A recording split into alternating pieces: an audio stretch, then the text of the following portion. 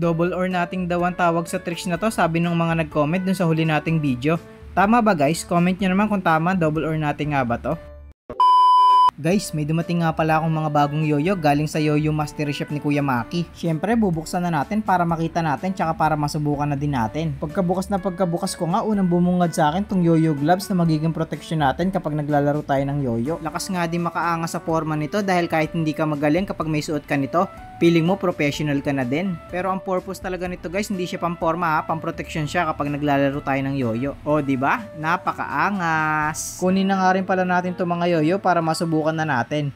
Bali dalawang yoyo pala yung kasama niya. Ito yung una, kulay puti siya na crush yoyo, tapos ang dami niya pang kasama sa box niya. Meron na din siyang kasamang card ni Kuya Maki, tsaka meron na din siyang extra string. Kaya kapag kailangan mo nang palitan yung string ng yoyo mo, meron ka ng kapalit, tapos meron na din siyang kasamang sticker. Ito naman yung pangalawa, ito yung mas gusto ko dahil ang ganda ng kulay niya. Kulay blue. Tas tinanong ko si Ellie kung ano mas gusto niya. Ito rin yung sinagot niya dahil favorite color niya kulay blue. Dahil ito yung mas gusto ko, syempre ito yung una nating susubukan. Syempre ang una nating gagawin tricks yung pinakamadali sa lahat, ang long sleeper. Napaka-smooth nga lang gamitin ng yoyo na to, tsaka napakatagal niya mag long sleeper. Ito naman pangalawang tricks, medyo madali lang din to. Tower pa din yung tawag ko dito, hindi ko pa rin alam kung anong tawag sa kanya. Ito namang pangatlo, double or nating daw ang tawag dito, sabi ng mga nag-comment dun sa huli nating video.